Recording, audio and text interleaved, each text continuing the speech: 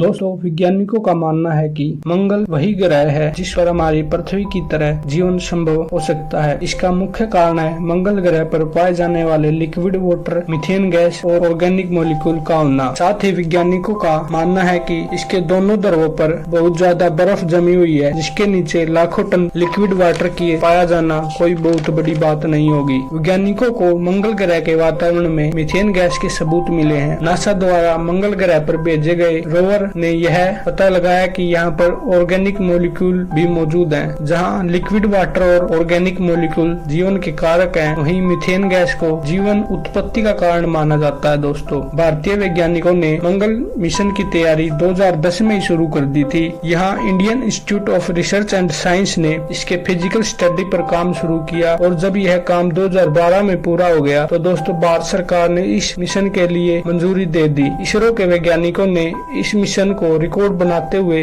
15 महीनों में तैयार कर दिया और 5 नवंबर 2013 को इस मिशन को श्रीहरिकोटा से लॉन्च किया गया एवं लॉन्च के बाद इसे सफलतापूर्वक पृथ्वी की कक्षा में स्थापित कर दिया गया। इसके बाद दोस्तों इस मिशन का बहुत ही लंबा और थका देने वाला सफर शुरू होता है और इसको 4 चरणों में मंगल तक पहुंचाना था। दोस्तों, मंगल की ऑर्बिट की ओर जब इसे भेजा गया तो वातावरण में प्रवेश से पहले वैज्ञानिकों के लिए 2 दिन पहले का समय बहुत ही ज्यादा कठिन था, क्योंकि जब इसे 300 दिन से बंद इंजन और थ्रस्टर को चालू करना था। 22 सितंबर को इसके इंजन और थ्रस्टर को 4 सेकंड के लिए ऑन किया गया, जो कि पूरी तरह सफल रहा। 10 महीनों के इंतजार और 67,000 किलोमीटर की दूरी तय करने के बाद 24 सितंबर 2024 को मंगल ग्रह की कक्षा में प्रवेश कर गया। पृथ्वी पर संकेतों को पहुंचाने में इसे 12 मिनट और 28 सेकंड का समय लगा। ये संकेत नासा के गोल्ड स्टोन स्टेशन से प्राप्त हुए और इन्हें रियल टाइम में इसरो के स्टेशन पर भेजा गया। मंगल ग्रह की कक्षा में पहुंचने पर इसने मंगल ग्रह की परिक्रमा करना शुरू कर दिया। मंगलयान को इसकी परिक्रमा करने में लगभग 72 घंटे और 51 मिनट का समय लगता है। मंगलयान मंगल के निकटतम स्थिति में आने पर इससे 300 किलोमीटर व दूरस्थ स्थिति में जाने पर 80,000 किलोमीटर दूर होता है। मंगलयान ने मंगल ग्रह के ऑर्बिट में पहुंचते ही हमारे भारतवर्ष ने वह कर दिखाया जो दुनिया के कई विकसित देश भी नहीं कर पाए। अब तक किसी भी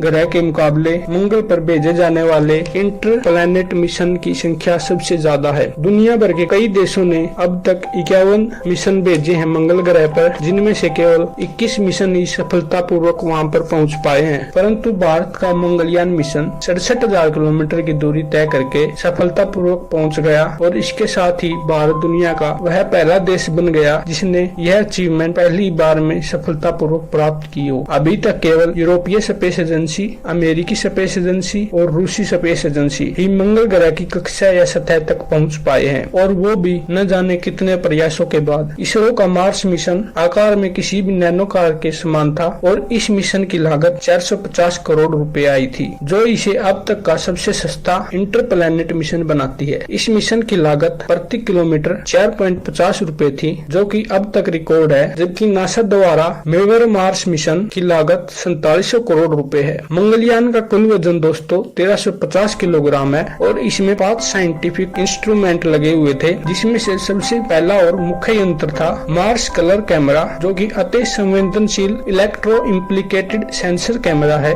जो 3 अलग अलग रंगों की तस्वीरें लेने में सक्षम है। इसका दूसरा मुख्य अंग थर्मल इंफ्रारेड इमेजिंग स्पेक्ट्रोमीटर, जो कि मंगल ग्रह पर होने वाले थर्मल इमिशन के टेम्परेचर को नोट करने में सक्षम था। इसके बाद का तीसरा और मुख्य गैजेट जो इसके साथ भेजा गया था दोस्तों, वह मीथेन सेंसर फॉर मार्स, जिसे स्पेशल मंगल ग्रह के सतह और वातावरण में मीथेन गैस का पता लगाने के लिए डिजाइन किया गया था। इसका चौथा यंत्र जिसके साथ गया था दोस्तों, वह लेमन अल्फा फोटोमीटर, जो कि एक कॉम्पैक्ट फॉर अल्ट्रावायलेट फोटोमीटर है, जो कि मंगल ग्रह के एक्सोस्फीयर के डायोस्फीम के हाइड्रोजन का अध्ययन करने के लिए बनाया गया था। इसका 5वां और आखिरी मुख्य यंत्र Mars exosphere neutral composition analyser, जिसे मंगल ग्रह के एक्सोस्फीयर न्यूट्रल का अध्ययन करने के लिए डिजाइन किया गया है। मंगलयान मिशन को वहां के वातावरण में खनिजों व संरचना का आकलन करने करने के लिए 6 महीने की समय अवधि के लिए डिजाइन किया गया था, परंतु आज तक यह सही काम कर रहा है और हमारे पास संदेश भेज रहा है। यह मिशन भारतीय स्पेस एजेंसी इसरो के लिए एक महत्वपूर्ण इंटरप्लैनेट मिशन था। इस मिशन के सफल होने से इसरो को अपने आने वाले इंटरप्लैनेट मिशन के डिजाइन, प्लानिंग, टाइमिंग, कंपोजिशन के लिए काफी मदद मिलेगी। भविष्य में इसरो मंगलयान 2 की योजना भी कर रहा है। अगर सब कुछ समय सही रहा और प्लान के मुताबिक रहा तो 2024 तक इसरो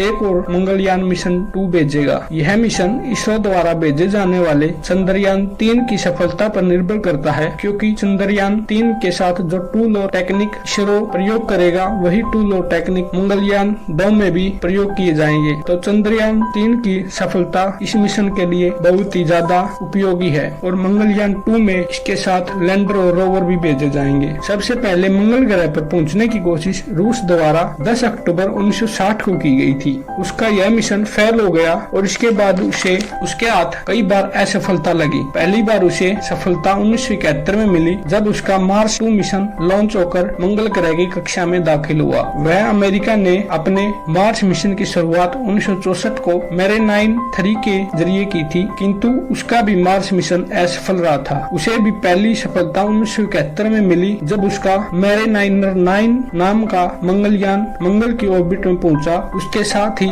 अमेरिकी मंगल ग्रह की सतह पर पहुंचने वाला पहला देश था। दोस्तों, वर्ष 2003-4 के बीच 3 मिशन को अंजाम देकर यूरोपीय यूनियन ने भी सफलता हासिल की थी। वही जापान द्वारा 1998 और चीन द्वारा 2011 में प्रयास किए गए जो कि असफल रहे। वहीं भारत की स्पेस एजेंसी का मिशन 2014 में पहली बार में सफल हुआ और भारत के साथ ही पहली कोशिश में ही मंगल पर पहुंचने वाला पहला देश बन गया। धन्यवाद दोस्तों। ऐसी और वीडियो देखने के लिए चैनल और लाइक सब्सक्राइब जरूर करें और हमारे चैनल पर चंद्रयान 1 और चंद्रयान 2 के बारे में वीडियो हैं, अगर आप उनके बारे में देखना चाहते हैं तो जाकर सर्च कीजिए। थैंक यू, धन्यवाद। मिलते हैं एक और नई वीडियो के साथ।